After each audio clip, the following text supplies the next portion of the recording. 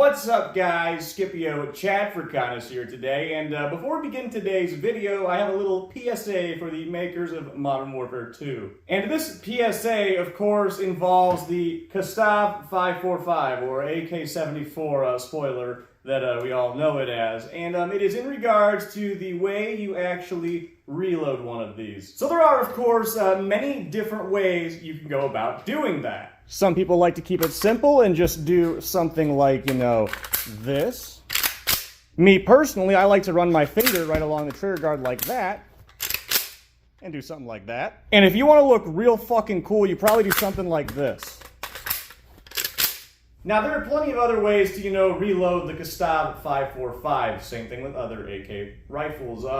There's too many to list. But there is one that is 100% inherently wrong. It is stupid, it is dumb, dare I say, it's full-on cringe. And that is where, in-game, where you take the rifle and you pull back the fucking charging handle, drop the magazine, with the holding it up here for no fucking reason, take a magazine, put it in, and let it go.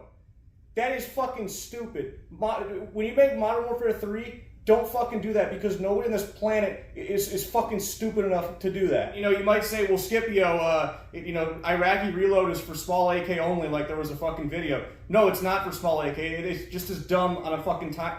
Oh, hey, speaking of Iraqi, my shawarma's done cooking. I'll be right back. Ooh, yeah, look at that goodness right there, boys. Anyways, back to my little PSA rant. On no AK fucking platform on this planet does anyone do this. They don't do it on the small one. They don't do it on this one. They don't do it on the RPK. If you have an AK, they don't do it on it. And I don't care if it's some super top secret reload that I don't know, some fucking third world country started doing. When if that's true and they train their guys to do that, what the guys are doing out in the field? They weren't doing that because it's fucking stupid. But anyways, folks, that's it for this little PSA from Scipio Chat for Kindness, and my final message to Modern Warfare 3 is don't fucking make the reload animation like that. What's up, guys? Scipio for Kindness here, and in today's video, we're going to be going over the Kastov 545 from Modern Warfare 2, or as known in real life, the AK-74. Now, the AK-74 is a select fire assault rifle put into service with the Soviet Union in 1974. It was designed by none other than Mikhail Kalashnikov, the inventor of the original AK, and the rifle would see its first use in the Soviet invasion of Afghanistan in 1979. Which, one little fun fact, the CIA actually offered the Afghanis a $5,000 reward for the first AK-74 that they managed to capture, which, translated in today's cash with our good old friend Mr. Inflation taken into account, that's around $22,476.28. So keep this in mind the next time you see one of these in a gun store going for $2K. Now, for the most part, this rifle is pretty much the same build as the earlier 7.62 AK. However, what makes the 74 special is its chambering, the 545 by 39mm. Much like many other countries, the Soviets were showing interest in a smaller diameter, higher velocity projectile, because while the original 7.62 by 39 cartridge was perfect for its time, there was still certainly room for improvement. And the 545 is a lot lighter of a cartridge, of course, allowing for soldiers to carry much more ammo into combat, which, coupled with its better ballistic performance, was a real game changer for the AK platform. And where you have lighter bullets, obviously you have lighter recoil, and on a heavier rifle like an AK, a round like this genuinely doesn't cause much movement of the gun, which it also certainly helps that most all 74 rifles come stock with a muzzle brake, which I'll say, aside from function, it has probably the coolest look to it. Cool enough where I have one jerry-rigged on one of my ARs. But anyways, as mentioned, the weight of an AK coupled with that brake and a lighter cartridge really makes for a very smooth shooting, almost no recoil gun. And for those that have not shot one of these, there is legit a world of difference between the original 7.62 variant and the 74. I mean, the 7.62 AK isn't too extreme, but the 545 one really doesn't have any recoil. Anyways, though, as mentioned, for the most part, the AK-74 really is just an AK-47 that is scaled down to chamber the 545 by 39 cartridge. And at the end of the day, its basic mode of operation is identical. So how exactly does the AK-74, or AKs in general, actually operate? Well, let's head over to the IRL cam and check it out.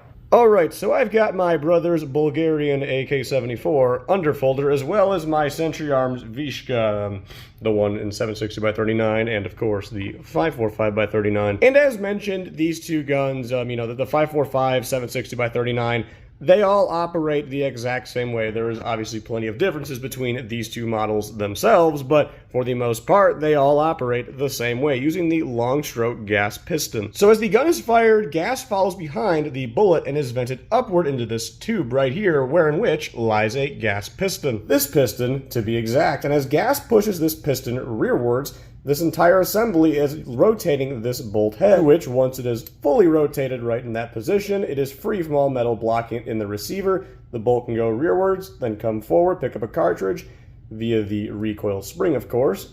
The bolt head is then rotated, and you're ready to fire the next shot, which, looking in there, you can see what is actually rotating it. There's that little track right there, and then you can see on the bolt head there's a thing that rides along with that track. That's what's causing the bolt head to actually rotate while this is moving rearwards. And as mentioned on the 7.62 AKs, it's the exact same system. Now, of course, there's going to be various dimensional differences, and actually there's also some different parts differences on these two ones in particular, though very specific to the 74 is, of course, the smaller bolt head, which is kind of hard to show right now.